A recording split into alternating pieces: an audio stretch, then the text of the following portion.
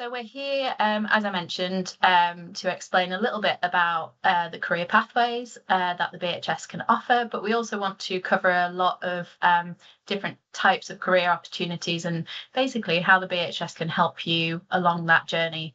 That's our main ambition, is to be there to support everybody. But we are aware that there is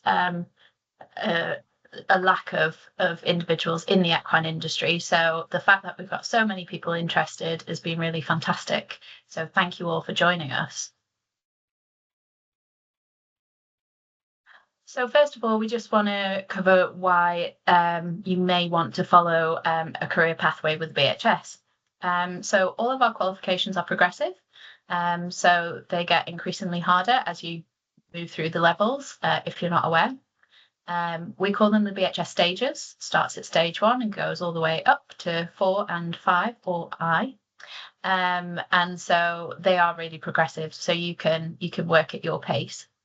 They are modern.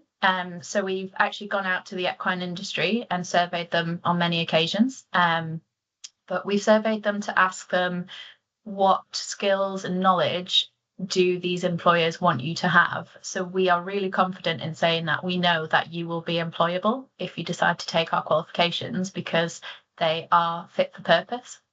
And they are, as I say, modern and relevant for the current industry, which is great. Many of you will be relieved to know they are all practical. So there's absolutely no reading or writing. We want to know what you know. And you can show us that and you can tell us that, but there's no need to write essays or do anything like that anymore. They are completely practical, because those are the skills that we want to see. And of course, most importantly, they are designed to be supportive. So we're not here to fail anybody. We really want to see everybody pass, and we're here to support you through that journey wherever you are in that journey. So there's a few riding pathways. There's a groom's pathway and there's also a coaching pathway. These are designed by the BHS to be what I'd call our core pathways. So we thought we might just show you these little videos which are about each individual pathway. We will cover this, but as I say, we will also cover some pathways outside of those sort of core pathways. So first of all, we'll have a little look at the rider pathway.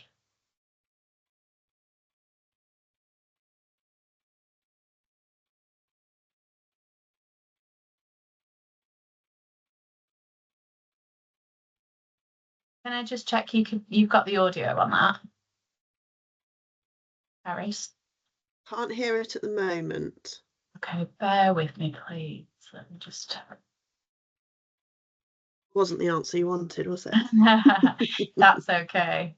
I prefer to get it right, otherwise you'd be sat there waiting and not knowing why you can't hear anything. Right, let's try this for you. My first started riding when I was around 6 years old. I had my first lesson on my birthday, and then I've had weekly lessons ever since. I took my stage 1 a couple of months back, and then I've been having lessons to train for my stage 2. So we're going to have a look at our serpentine now, starting at C, allowing yourself to have time to make the change through the flexion. Okay, give me a brief summary of how that felt, Maddie. A bit messy and too sharp around the corners. I'd love to own my own horse one day, and definitely I'd love to compete at Horse of the Year show. Good, with your general posture, well done. Ride the rhythm. That consistency through the rein, so we're looking for a slightly cleaner transition. Super, Maddie, well done. I'm Maddie and I'm a stage 1 rider.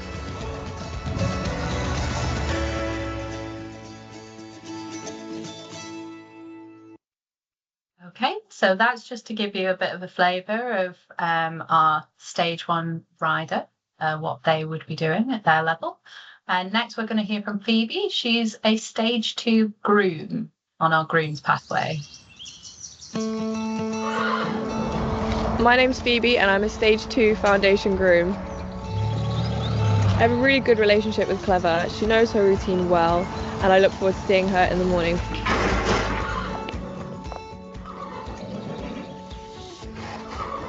My relationship with Clever was quite challenging at first because she is a mare and she can be very sensitive, but she has taught me a lot and now I really understand her and I enjoy what we do. I'd like to become a professional groom for someone like Mary or Emily King, as I've always admired the way their horses are turned out. Also, I grew up watching them compete through my childhood and I admire their work.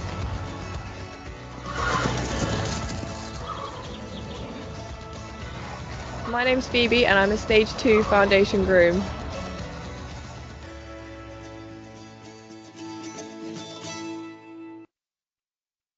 Okay. And then last but not least, we're going to hear from Adam, who is one of our BHS accredited coaches. In the average week, I will ride my own horses. I'll train them for whatever competitions are coming up at the weekend. I will then have clients throughout the week to teach. I like seeing the horse and rider's connection and harmony, and if they ever have any problems or issues or goals they want to work towards, and helping them achieve that's what it's all about, really. Right, to keep the same rhythm, Emma. I encourage them by giving them pointers and things to work on, giving them goals to work towards, and helping them to achieve whatever it is they desire to get to. My coaching career, I want to work my way up and become a fellow of the BHS. I like to produce my own horses. I also want to have my own competition centre, events and training, and be based at my own place. I'm Adam and I'm a Stage 3 coach in complete horsemanship.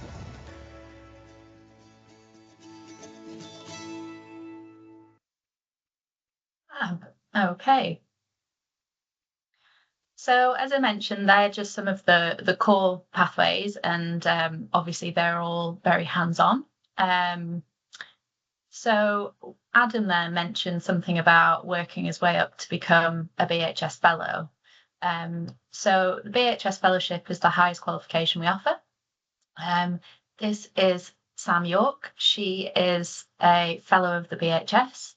And this is just a really lovely way of putting it into perspective, from her perspective, of the reasons why she wanted to work in the industry, which I thought would be really nice to share with you.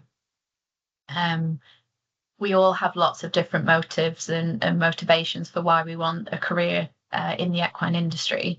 And I think, tonight is hopefully going to be helping you sort of explore what your motivations are and hopefully help to direct you on how to get there and even what sort of career might suit you best. So that's what Sam had to say.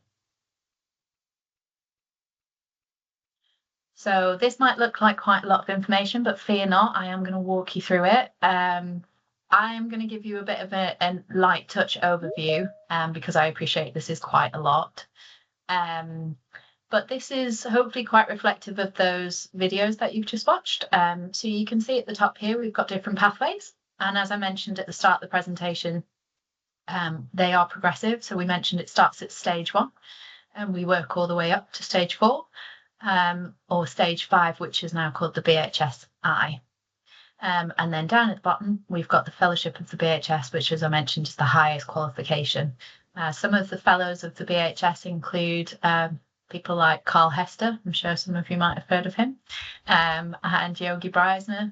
So we've got some real top class coaches and riders who have got that qualification to their name, which is fantastic. So the first pathway I'm going to talk to you about is the groom's pathway. So this is just for people who have got that interest in caring and looking after and managing horses. It starts at stage 1, which is just looking at the general care of horses. At stage 2, we start to add in a little bit more around caring with horses and exercising them on the lunge. And that gets increasingly more in depth as you move to stage 3. At stage 4 and above, that's where we start to bring in the management. So that could be people who maybe want to run their own yard, like Adam mentioned, or it could be for people who want to run somebody else's yard or manage a stud, or, all sorts of different opportunities there with that sort of the care and management and organisation of sort of larger establishments. So that's the sort of the groom's pathway. I'm going to skip over these few boxes, but I promise I will come back to them. The next pathway I'm going to talk to you about is the groom and riding pathway. So if you did your care and you did this riding section here, you could, look to be a groom that also exercise and rides horses, or you could just look to do this ridden section here, which is more around being a professional rider. Again, Adam mentioned in his video that he was looking at maybe riding, schooling, training his own horses, or as you know, lots of people ride and school and train horses for other people. So this section, this qualification here, does help to give you the skills that you need and knowledge in order to do that. So you'll see at stage 1, it's very simple, very basic. We just want to know that you're competent and safe and not detrimental to the horse in any way. Stage 2 gets a little bit more in depth. We do bring in jumping at stage 2, low level jumping.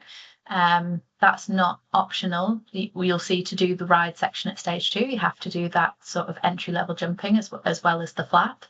But at stage 3, things get a little bit higher. You might not want to leave the ground, or things get a little bit complicated. You might not want to go sideways. So we've split it out. So at stage 3, you can choose whether you want to go down a dressage route, a jumping route, or you can still choose to do both if that's what you like. You'll see here, we then go on to sort of the discipline-specific elements. So at stage 4, you're really looking not just to ride the horses and maintain their current level of work. The sort of standard there is we're looking for people to be able to improve horses' way of going and train them effectively. So you'll see that's where we've split it out to be more specific to the disciplines. So we've got a general one here. We've got the eventing one here, we've got the dressage one here, or we've got the jumping one here. And as I say, you can do any combination or all of them if you wish. And the same with the stage 5 or BHSI. And then finally, you've got the coaching pathway. You'll see that there is no coaching at stage 1. That's because you really need to have the basics in care and riding before you can start coaching people on how to do that for other people. So we bring it in at stage 2, and that's more of an assistant coach role, or that sort of like coaching under supervision, I would say, at stage 2. And then at stage 3, that's where like Adam, you could then be a freelance coach, or you could work at an approved centre or a non-approved centre, or you could basically get a job coaching other people. So to get your qualification for coaching, you will need to do the elements of riding and caring in order to then go and train people, because we need to know that you're competent in doing those things and knowing about those things in order to coach other people. I think I'm right in saying Charis, unless it's changed. If you then want to go and coach at a higher level, you don't have to continue to do the riding at such a high level. We'd always encourage it because it's great to do, but you could then just go down a coaching route if that's what you want to do. Yes, absolutely. After stage 2, you can just follow the coaching pathway on its own and you will get a coaching qualification. But if you want that qualification in complete horsemanship, then you do have to do the care, lunge, ride and management from stage 4 as well. Lovely. Thank you, Charis. We've also introduced, this is new, but we've also got a coaching for all qualification, which I think probably Charis will be best to explain a little bit about, just touch lightly on that one. So once you've achieved your stage 3 coach, you can, it's almost like a bolt-on, I would describe it, the coaching for all. So it's a standalone course, which includes training and then it's not really a formalised assessment at the end. It's more sort of monitored throughout the process, and it looks at coaching all different types of riders. So riders with different levels of sort of physical or learning difficulties and different standards, that sort of way. So it's just being able to coach, like it says, coaching for all, being able to coach all different types of riders. Lovely. Thank you, Charis. Now, I did promise I would come back to this section here, not to miss anything out. We do have what we call a ride leader pathway. So it's probably good for you all to know that our qualifications are internationally recognised, which is great. So if you fancy a real change and you want to go off to another country and decide that you want to become a ride leader, a colleague of mine actually has just got back from doing some riding in South Africa, taking clients out, and I think a lot of us would like our desks to be in the saddle in South Africa some of the time. They certainly get the better weather than we've been having. So that ride leader qualification might be for you. So we've got, it comes in at stage 1 because at stage 2, because as I said, it's stage 1 and we're just generally wanting to know that you're safe and can ride to a good level. And then the riding out qualification, this is, as I say, for people who want to be able to maybe take out groups of riders, know what to do in an emergency, how to ride lead, how to keep everybody safe. So that's a little bit of a different one, but that's also something that we offer as one of our pathways.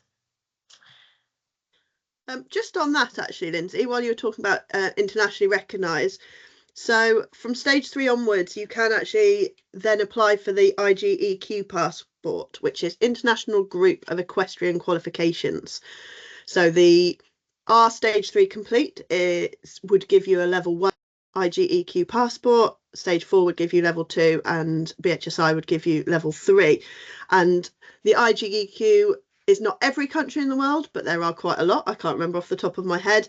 And it just means that your qualifications are there passported, so you can use them around the world. So just a good point as we're passing through. Sorry, Lyndsay. No, absolutely. Thank you, Charis. It's a good point to make. You can tell from this, Charis does the detail. I do the summary version, shall we say. So this is where I'm going to ask you for some audience participation, and that's the point where people either cringe or get their fingers poised ready to type in the chat. But we've talked a lot about these core pathways, which are great if that's something that you're considering. But obviously, as I mentioned at the start of this presentation, I work in the equine industry, and unfortunately, most days I don't get to lay hands on a horse as much as I'd love to.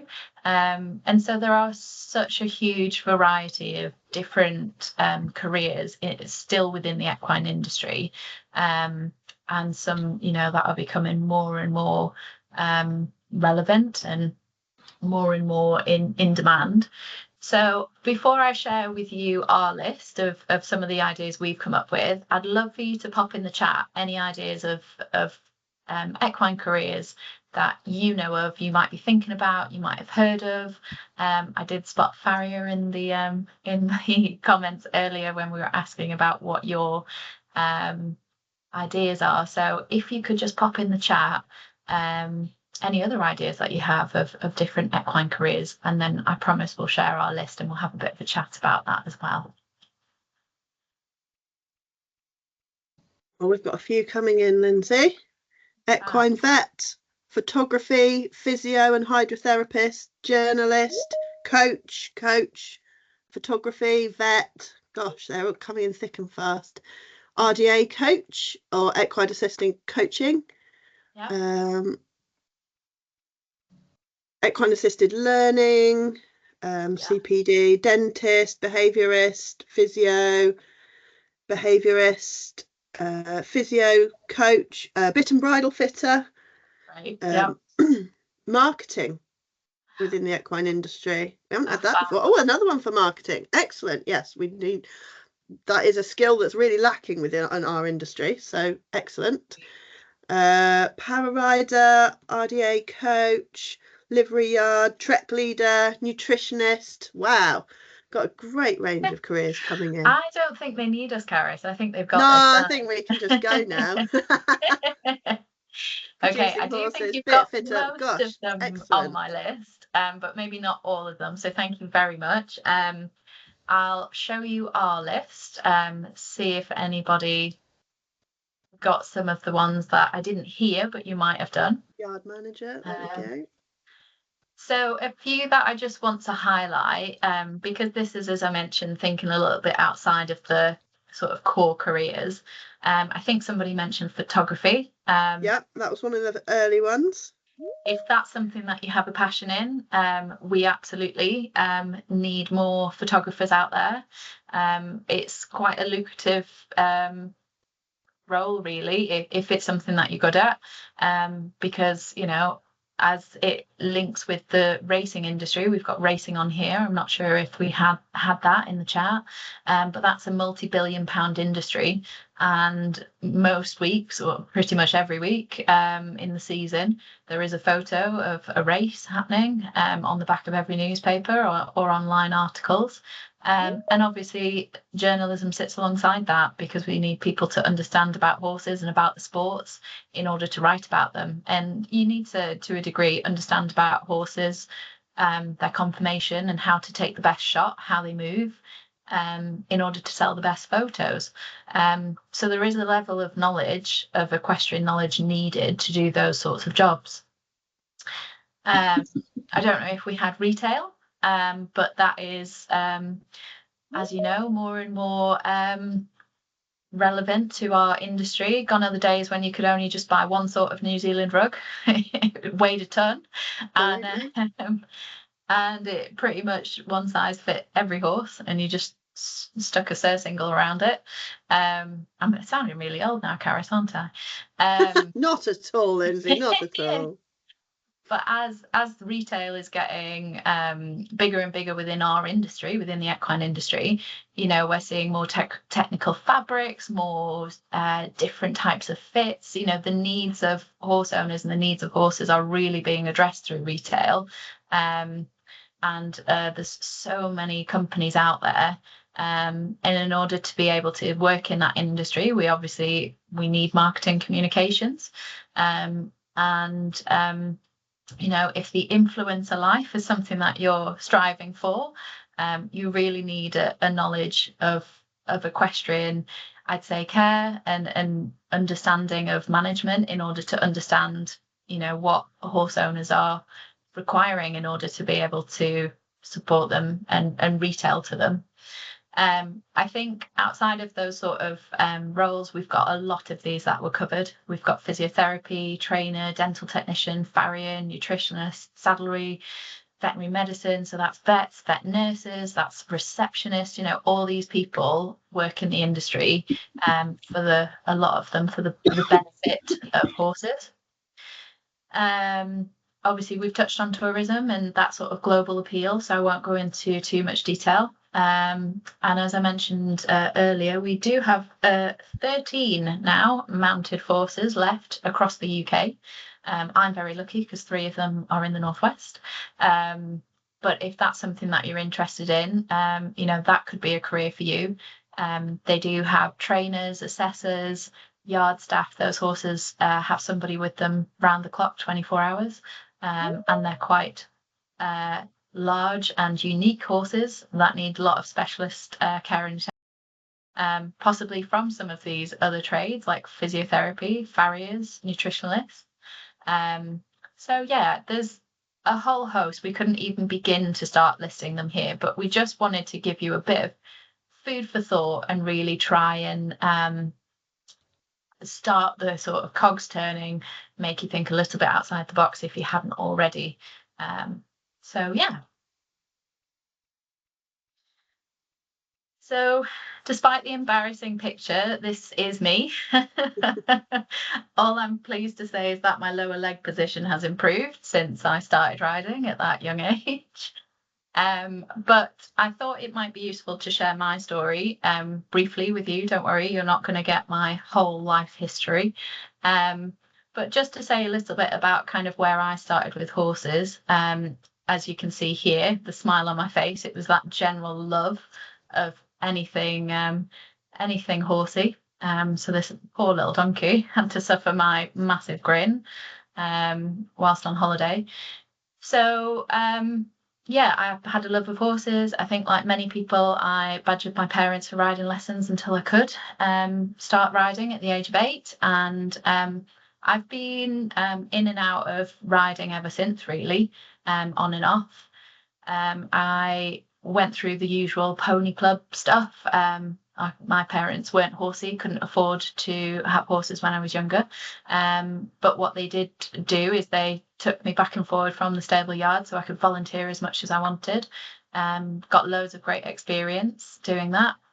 And then when I got a bit older, I went to work for a groom who was an eventer, and she had a small stud yard. So I, again, learned a lot there, and I got my BHS Stage 1 and Stage 2 qualifications because I thought it was a good opportunity whilst I was learning a lot. Wasn't quite sure what I wanted to do, whether I wanted to work in the industry or not. As many of you'll know, if you do currently work in the industry, especially at this time of year, it's long hours, it's often very cold outside. And after doing that for a good few years and having my own horse at the same time, I decided personally that actually I wanted to keep horses as a hobby and maybe move away from working directly with them. So I went away to university, got a degree, went travelling, got some life experience. I used my qualifications when I went to work on a camp at Camp America in Michigan. And as they call it, this was not the job description that I would have chose, but I was a barn chick. So that was taking out groups of young people with horses over there. You know, that was very different. Again, learned a lot about Western because that's their, preferred riding style over there. And I just thought kind of explaining some of these about my career might just show you some of the opportunities that you may have if you decide to get some qualifications under your belt. After all of that, I was so fortunate to decide to come back to the sport development side of my degree and started looking for a job as a sport development officer. And I was able to get a job working for British Equestrian. And then worked with the lovely people at the BHS and decided that might be a nice place to work as well. And so moved over to the BHS, and the rest, as they say, is history. So as hopefully you can see from my journey, careers with horses are certainly not linear. You do sort of, depending on your goals and aspirations, tend to move in and out of what you actually have with them. But if a career with horses is something that you're really striving for, what I would encourage everybody to do is get as many qualifications as they can whilst they're hands-on, because then they're there for you to fall back on or for you to come back to if that's what you want to do. So that would be my advice from my experience. So yes, that was me on my lone pony Roger a few years ago when I took him to Aintree, and I don't think we quite galloped past the finishing post, but we definitely had a good canter, so that was good. Lyndsay, can I pause you for a second, because we've got loads of questions coming in on the chat. Is now a good time to just go through a couple of them? Absolutely, yeah. I'm just worried I'm going to lose them as they keep coming in so thick and fast. Yes, let's take a break and answer some questions. Go for it. Is that okay? Yeah. I just wanted to come back. I'm going to have to go back now. Elodie had a question for you, actually, Lyndsay. How old were you when you started working as a groom? Oh, I probably shouldn't say this because it probably wasn't very legal. I was 12, but it was more of a voluntary role. I actually worked alongside my sister, and she paid me out of her wages because I was too young for a formal job. But yeah, I, as I say, started Pony Club when I was 8, or started riding lessons and then started Pony Club. So yeah, I'd say get as many opportunities, just say yes to things and get some experience. That's brilliant, because that almost goes on to answering the next question of how can you get experience in the industry without having the qualifications, which Sylvia's raised. And that's absolutely how we pretty much all started, I think, is volunteering. So you might have to do some training first to sort of get the basic horse handling skills. You might have to do that with your local centre, or if you've got your own horse, you're probably about there, but you might just need a hand from a local accredited professional coach.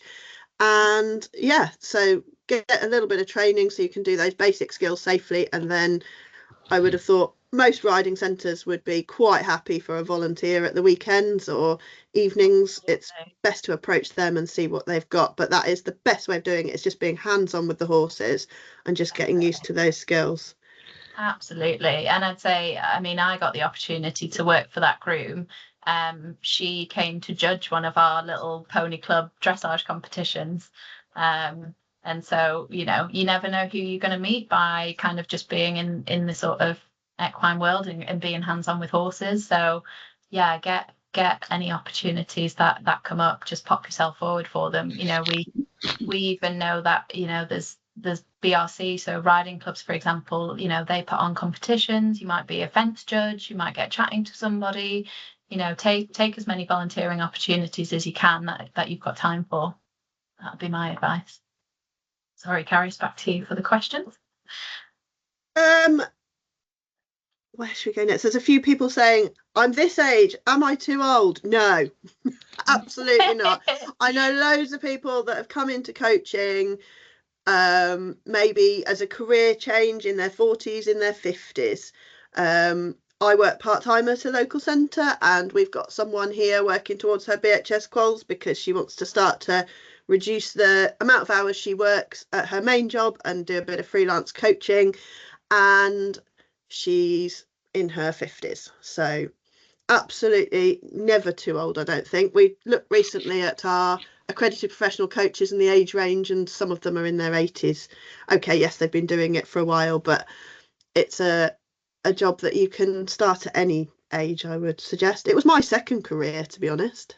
Well, it was my first career, then my second career, and then I came back to it. So yeah, absolutely. It's not linear. And, you know, we never see people getting judged for, oh, well, you haven't been riding since before you could walk, therefore you can't work in the industry. It's absolutely not that case anymore. So yeah, 100%, never too late. Oh, and then there's a really difficult question. How long does it take to get the stage 5 coaching? Well, now, how long is a piece of string? It really depends what your background is, what experience you have, and, you know, where you are now in terms of your what are you doing on a day-to-day basis. So if you're doing it as a sort of secondary thing, it might take quite a few years, she says, having not quite achieved it and being nearly 40. I didn't say that. But you've also got other people. So we've got a cohort at the moment of professional riders who are coming in with experiential direct entry, which I'll talk to you about in a bit. And they're coming in at stage 5 because of the level of experience that they've got. You know, when you've got Olympians coming through, they probably don't need to do stage 1. So they're using experience to come in at direct entry, going straight to stage 5. So they'll complete it in a year. It just depends where you're at, how much experience you've got, and yeah, where you're starting and where you're based, how much training can you do, how much experience can you get on the way through. So unfortunately, it's not a really simple answer, that one. We'd love to wrap that one up in a bow and say it takes this amount of time, but I think Charis is right. The only other thing I'd add is it also depends how much time you've got to dedicate to it, and also how much money, because obviously training does cost. People who are qualified and can help you along your journey, obviously they have worked hard, and they need their time compensating. So you know, depending on how much training that you need and how much time you have to give it. And there's, like we said, with the volunteering, there's so many great opportunities, but I appreciate we've only got limited amount of time sometimes. So it depends how much time you've got to be able to give to it too. That would be my other thought. Elodie, can you start the stages without owning a horse? Yes. Yes. Yes, I got to my stage 4 before I had my own horse. So I went all the way up to stage 4 with never owning my own horse. So absolutely get involved with your local centre. They are the best places, because actually in your stages you have to ride centre horses. You can't ride your own. So it's actually almost better to be training on different horses and not just riding one. Absolutely. Totally agree. Great answer, Charis. Megan, she's 13, she's not sure what she wants to do, but wants to work with horses. Well, Megan, get your BHS qualifications, and that stands you in good stead for whatever you decide to do.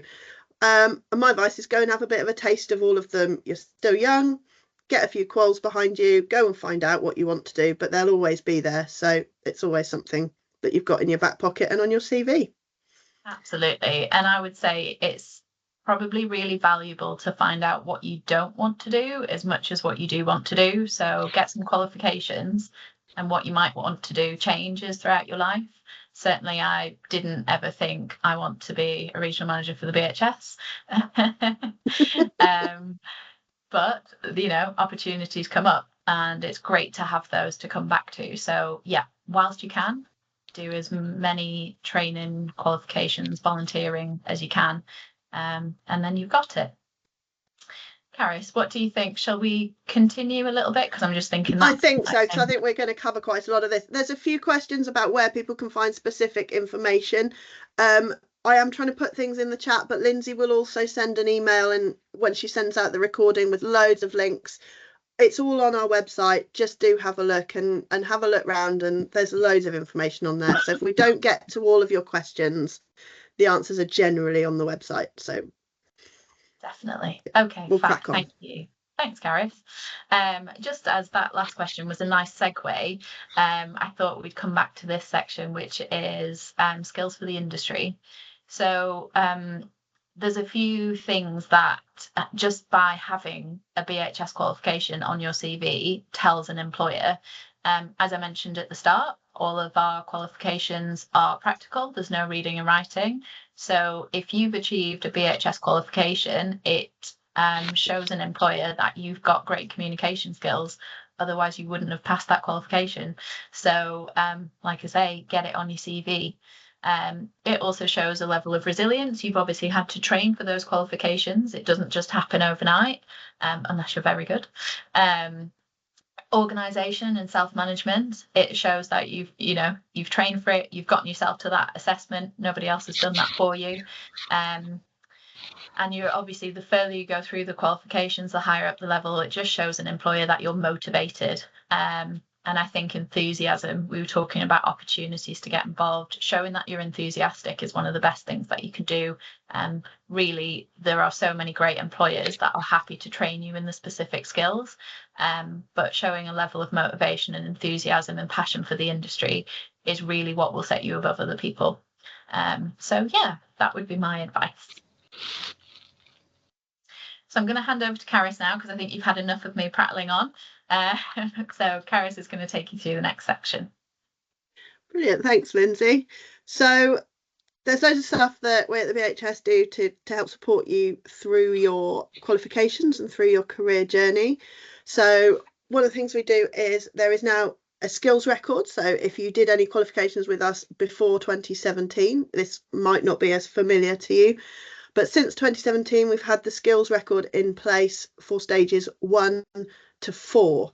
So this is you can download it and print it out, or you can buy a copy of the book, and it just takes you through your training journey. It's optional at stage 1, but it is a requirement for stages 2, 3 and 4. You have to work through it with a coach, either at an approved centre or one of our accredited professional coaches, and they do need to have the level above. So, for example, if you're training towards stage 2, they need to have their stage 3. And it just means that you can go through it step by step. You get signed off to say that you are competent at that section and you're ready to go forward to assessment.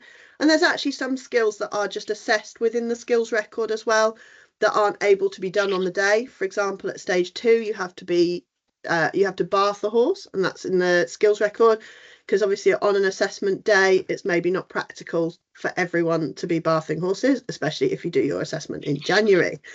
So that's there just to mark your journey and make sure you feel confident that you're ready to go forward to assessment at the end. We've got our learning resources. So we've got the books that go alongside the stages. They're available from our bookshop. We've got the how-to videos. Those are on our YouTube channel. In fact, I've just posted the link to that in the chat. Loads of stuff on our website, like I was saying before. and the training and assessment videos that are also on YouTube. We've also got, and some of you might have heard of this, the BHS Training Hub, which is our, I say new, it's over a year old now, Facebook group where coaches and centres can post training that they're holding. So if you're struggling to find anything, please pop it on the Training Hub, and you can, so you can ask if there's anything specific you're looking for, or you can see what's out there and available. So we've also got our education team at the office, so if you do have any other questions, they're always there to answer them. education@bhs.org.uk. They're really good at getting back to you with any answers. Okay, I think I've covered all those, Lyndsay. So where do we start? We start with stage 1, or the Silver Challenge Award. So there are ways you can gain direct entry and join the stages further along, especially if you have, like I say, experience or other qualifications. But if not, stage 1 is a great place to start. It's a nice relaxed version of our assessment, or more relaxed. It covers riding and care, like Lyndsay showed you earlier, and the care is very much tasks that you would be doing day to day as a groom. It's mucking out, grooming, tacking up, making feeds, making hay nets, that sort of thing. So it's all those straightforward yard tasks. It's mostly a practical assessment. There's not a lot of theory in there. It's just a lot of those basic skills that you would need to work on the yard. In the riding, you have to ride 2 horses. Like I say, it would be centre horses, so not ones that it might be ones you're familiar with if you ride at that centre, but it certainly wouldn't be your own horse. And you have to walk, trot, canter, walk and trot without stirrups, show your light seat in trot and canter, and over some trotting poles. So it's nice and basic, just to show that you're safe, you're in control of the horse, and that you're ready to move on to stage 2. The other option to get to stage 2 is the Silver Challenge Awards. So our Challenge Awards are our recreational awards. So they are more designed for recreational riders rather than people that want to be professional within the industry. But they are available from our accredited professional coaches and our approved centres. And if you do all of there's 4 care ones and 4 riding ones. And if you do all the care ones, you can go into stage 2 care and lunge. If you do all the riding ones, you can go into stage 2 ride. So that's sort of one example of our direct entry routes. There are 3 routes to get in direct entry. There's equine qualifications. So some of you have already mentioned in the chat that you've got college qualifications. So a lot of college qualifications, you can come in directly to stage 2. But what you would need to do is send us a picture of your certificate. Just take a picture on your phone, and the unit credit letter, so that we know what units you've done, because some are just care, some include riding, some include lunging. So we do need to see that unit credit letter as well, just to see what you have completed. Send it in, and the team will be able to advise you on where you can join the pathways, the stages. So we look at college qualifications, pony club qualifications as well. From C+, you can come into stage 2 with a mucking out reference. From B test, you can come in at stage 3. So definitely worth looking at those if you have got any other equine qualifications. Those qualifications do have to map to ours, so they have to have the same content. So there will be some other qualifications, such as degrees, that don't map to our qualifications because they don't have the same content. The second route I've already spoken about briefly is equine experience. So if you've worked in the industry for a long time, if you've competed, if you've just been working on a yard, then again, that route is there for you. And we also have a newer route for those not able to meet the physical requirements. So for example, if you can't meet the physical requirements to do your stage 2 ride, you're then still able to access the stage 2 coach assessment. There still has to be evidence. It is again all on our website. I think I've put the direct entry link in the chat already. But yeah, those are our direct entry methods. So Lots of different ways to start. It may seem very complicated, but we just want to make it accessible for everyone. So we're trying to make sure there's a route for everyone. Again, if you're not sure, please do get in contact with the team and they'll be able to advise you. Oh, I can take a breath now. Right. Should we move on, Lyndsay?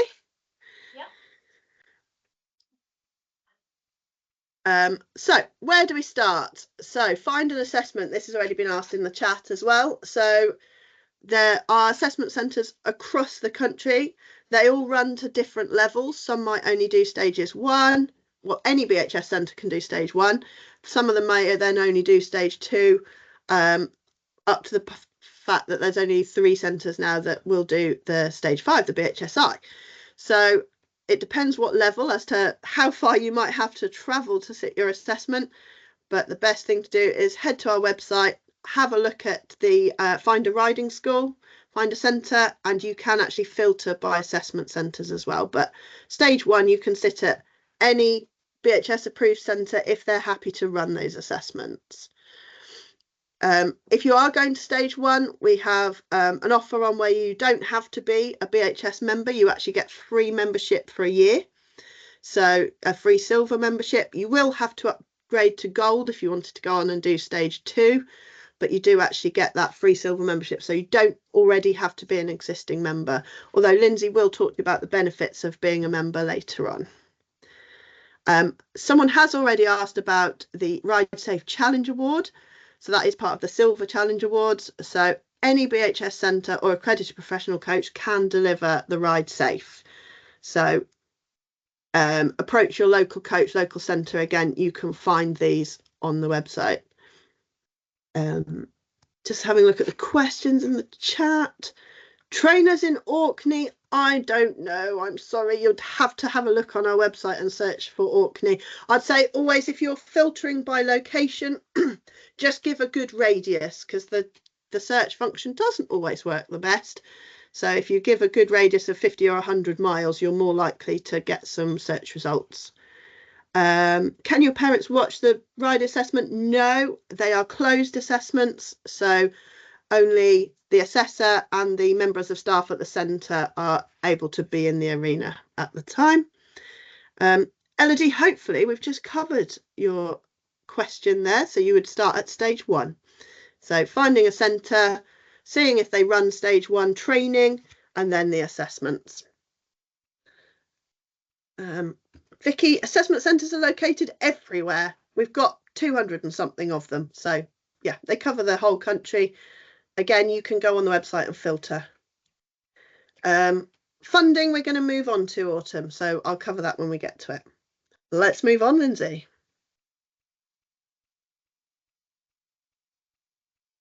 Brilliant segue, Autumn. Thank you very much. So I mentioned earlier, my job role is Career Transition Fund Manager. So what does that mean?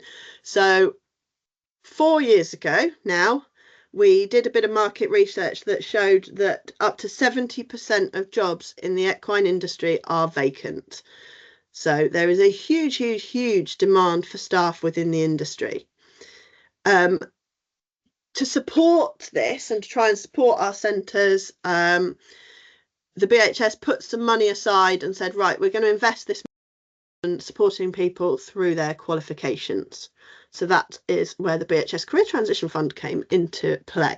So it's a pot of money to support people through particularly levels 2 and 3, but there is some funding available outside of that as well. Like I say, with the stage 1, we support by giving that free membership for a year.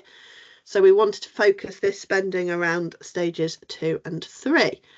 So currently there are vouchers available. So once you've booked your assessment, you're able to apply for vouchers towards training for your assessments. If you're working within a centre and get training on the job, or an equestrian student, you can actually apply for vouchers towards your assessment fee. So depending on your situation, there we go. Thanks, Lyndsay. That will sort of guide what funding is to you. So if you're a college student or working at an approved centre, you can get discounts off your assessment fees. And And then if you're not and you're having to pay for your training, then you can apply for the training vouchers currently. Yeah, I think that's probably it. We're also putting money towards training courses. So we're trying to move towards now, because we did some research and found that people are struggling to find training. We're trying to use some of that funding to put towards part-funded courses. So you might have seen we've done quite a lot of online courses recently to try and reach a greater geographical spread. So for those of you who are struggling, don't have maybe a centre nearby that can help them, we're trying to run as much online as we can. Like Lyndsay said, a lot of our assessments are very practical, so you will still have to go and do some practical training, but at least the theory will kind of kickstart and cover those parts of it. So we're running courses on the theory elements of the care and the coach assessments. Care, we do stages 1, 2, 3 and 4. Coach, we're just starting off with stage 2, but we have got a stage 3 coach Q&A coming up as well. They're run by our senior assessors and they are part funded by Career Transition Fund. We do try and make them as affordable as possible. Part-time courses as well. So we've just started running 12-week coaching courses. So this, you do have to have done your stage 2 care, lunge and ride, but it does mean that it covers the theory and the practical over 12 weeks. There's 4 in-person days and 2 online sessions. And again, part funded by CTF. And there is an optional assessment at the end for those who are ready to go forward to sit it. Test and stage 2 coach training is just the coaching within that time frame. We have run care and ride courses as well, but yeah, we're just running the stage 2 coach courses currently. Kate, contact your regional manager, because although we don't do anything centrally, I know that sometimes there are bursaries from the Isle of Wight committee, so definitely worth getting in touch with your regional manager, which is Hannah Marsh. There we go. Once you've achieved your stage 3 complete or stage 3 complete dressage ride, you don't have to have done the stage 3 jump. You can join our accredited professional community. So what used to be years ago, going back now, it's my turn to be old this time, the register of instructors is now our APC, our accredited professional coach community.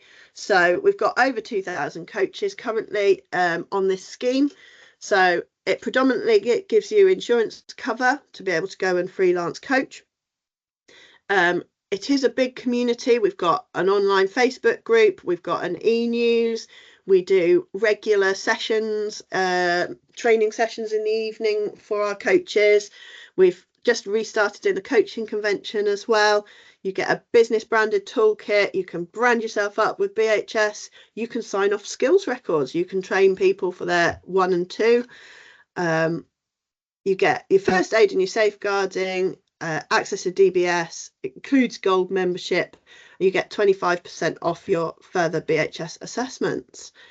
And you can list yourself on our website as well, so people can find you. So loads of benefits to being an APC.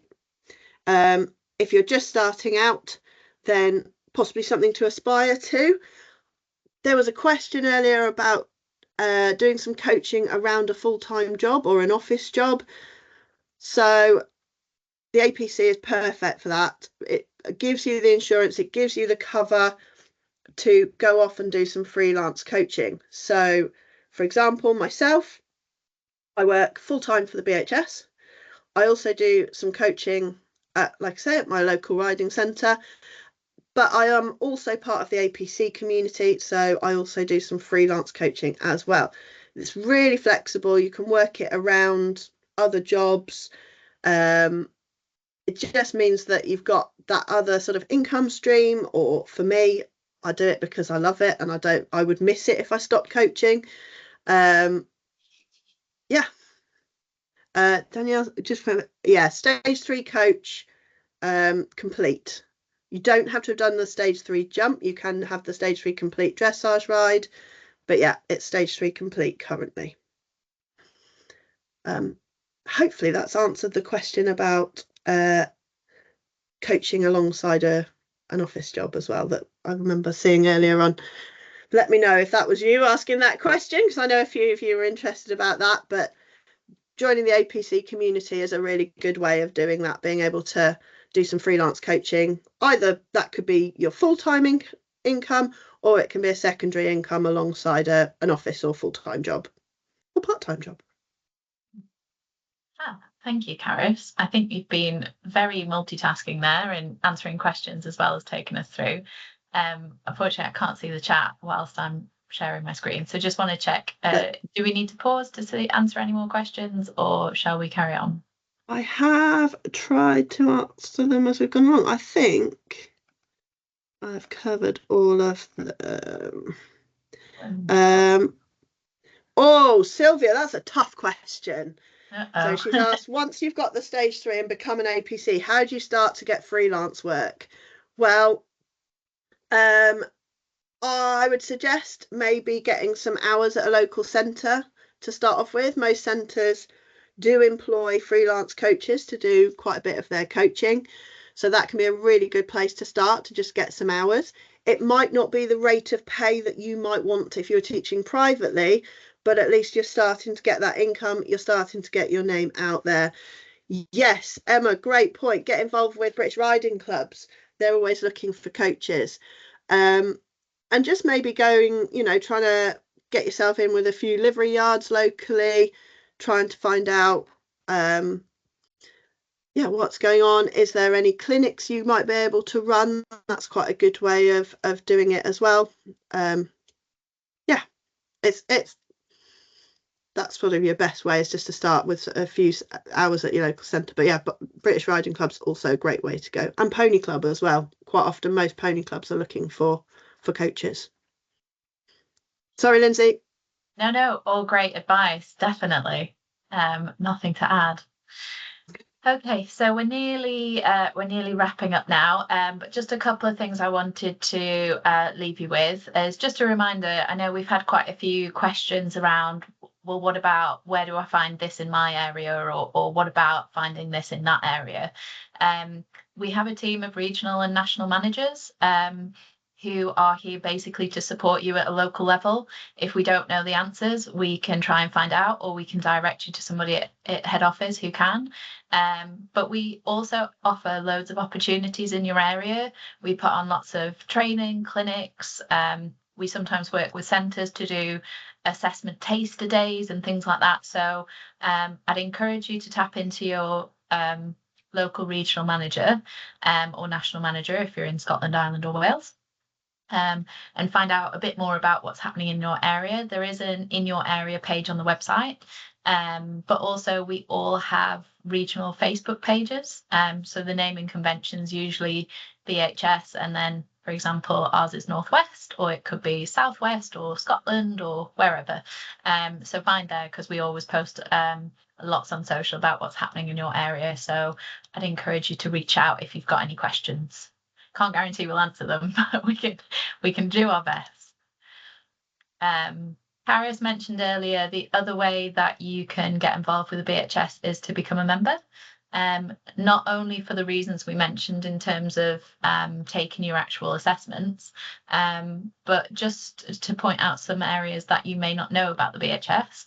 We are first and foremost a charity. And by being a BHS member, you're supporting our charitable work.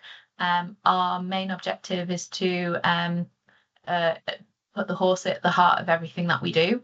And we do a lot of that through our education and our care and welfare work. And we need knowledgeable people in the industry in order to educate people on how to care for their horses. And that's why our qualifications are so important. The more people that we have qualified, the more knowledgeable, caring people we have out there to support other people to care for their horses in the best way. The other thing I would say is, if you currently have your own horse, or you're riding somebody else's horse outside of an approved, riding establishment, please make sure that you have some form of public liability insurance. It's super important. It's one of the most boring topics ever, but it's always the most important, really. our BHS Gold membership. So you wouldn't get this with the free silver membership that Charis mentioned earlier. This is almost a bolt-on for our gold members.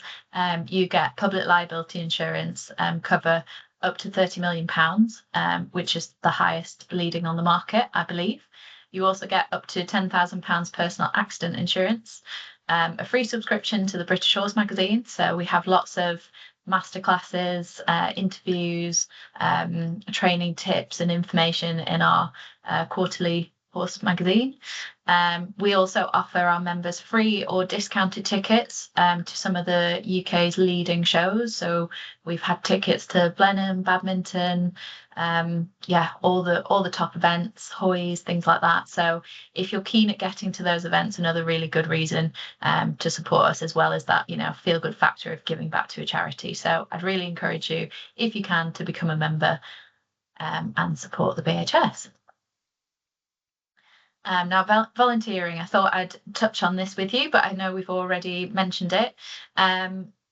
I mentioned some opportunities that you could get hands-on volunteering, but I thought I'd also mention that the British Horse Society, being a charity, we also have volunteering opportunities.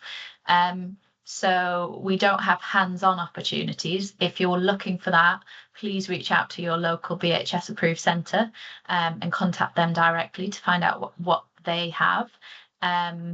But we have opportunities that would support you if you're thinking about some of those careers that were a bit more outside the box, outside of those core pathways we were talking about earlier. So we have volunteering opportunities such as we've got marketing and communications officers, we've got treasurers, so that could be dealing with finances.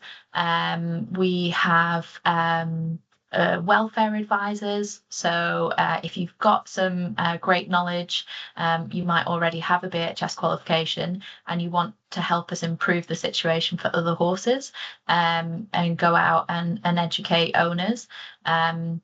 We really would love to have you support us by being one of our welfare advisors. We could call on to go and check out those situations, and we give full training for lots of these volunteering roles.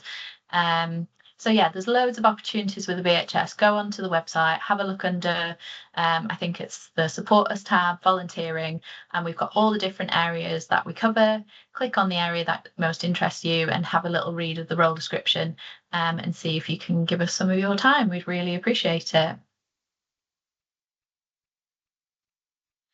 And finally, to congratulate you all for staying awake this long. And hopefully this has been somewhat informative. We've given you a lot of information there in quite a short amount of time. As Charis said, I'll be sending you an email probably in a couple of days. These files are quite big to download. So we'll download the recording, we'll get it all polished and popped on our platform for sharing.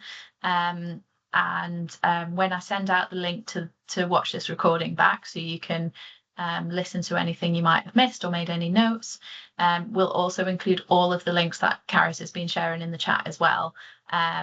Links to some of the specific training that she's mentioned, as well as all the links to finding centres, finding assessments, all that good stuff. So we'll make sure we get that out to you. But do we have any more questions, Charis? Oh, one's just come in. How can you get into equine photography? Not really our specialism. I suggest maybe contacting someone who's already doing the role. I would imagine some equine qualifications will help, and then probably a photography degree, I would imagine. And then most photographers are freelance, and then they sort of work for a bigger company and then maybe branch out on their own. From my experience, I do know a couple of photographers and they're all freelance. Yeah, and I would also say start snapping, because you'll probably want a good body of work in order to showcase what you're capable of. So get out there, start taking some pictures, maybe invest in a bit of equipment and learn a lot about, the actual makeup and profile of taking pictures. And then when you marry that with, any sort of BHS qualification or any sort of experience that you have, in the horse world, that's where you sort of marry your eye for a good picture. The amount of pictures I've not been able to use, because as you know, you go to take a picture of a horse and they immediately put their ears flat back and you think, oh, that's not the shot I wanted. So yeah, get practicing and try and get a body of work together. That would definitely be my advice to show a potential employee or somebody that you were hoping to do some freelance work for. Elodie wants to be an equine vet. So Elodie, you'd have to look at doing a veterinary degree. So loads of universities offer veterinary at degree level. You have to do the standard veterinary and then you can specialise from, I believe, the 3rd year. So yeah, you would have to look at that. You probably have to go to 6th form. I'd imagine most of them want 3 A levels to get to veterinary. But your BHS quals will help as well, because they do look at everything on your CV, not just your A levels. And stage 3 does carry UCAS points as well for relevant courses. So, sorry, always useful to know. Great point. Thank you, Charis. I'm just scrolling back through the chat now. Now I'm back with you guys, and just thank you so much for all the lovely comments. That's always really nice to see.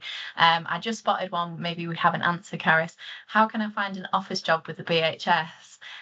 Love the organisation and want to be involved, but don't want to go down the sort of groom rider coaching route, which I totally understand, Chloe. That was my decision too. I'm sorry to say I'm not going to be giving up my job anytime soon. But we do post our vacancies on our website for anything external. So keep an eye out on our website, and we also post on LinkedIn. So follow the British Horse Society on LinkedIn, and we post about our vacancies there. Sometimes they're regional, sometimes they're office based. Our office is located in Warwickshire, so that might be a factor if that's what you're looking for. I would also say, from my experience of working for British Equestrian before I came over here, also check out all the disciplines, because they obviously employ office roles as well. So Pony Club, endurance, you've got BD, BS, British eventing, all of the disciplines, RDA, the Pony Club. There's lots of office jobs within the sort of member bodies, and I would encourage you to have a little look there as well. So hopefully that's a good tip. Let me see if there's anything else. Oh, Charis, this one might be for you. How do BHS stages compare to other qualifications like horse care national certificate level 4 and 5 in Scotland, like a GCSE in England, I believe?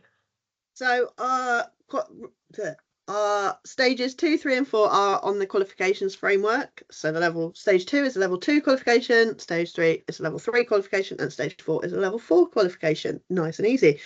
So stage 3 is equivalent to A levels, basically. Stage 2 to GCSEs, and stage 4 to I can't remember what it's called, a lower level degree. I can't think of the name of it now, but yeah, so they are on the framework, and that gives you a rough equivalency. Like I say, if you're going for an equine course at university, you can use our stage 3 qualifications. They will give you UCAS points, so hopefully that gives you the equivalency. Oh, thank you. Another one I'd like to throw you away, Charis. Hopefully easier. How many days or hours a week can a part-time groom job be, do we think? As long as a piece of string. A lot of employers, if you're part-time, it tends to be the mornings that they're looking for, because those are sort of when the more work there is with the horses. They can do specific days.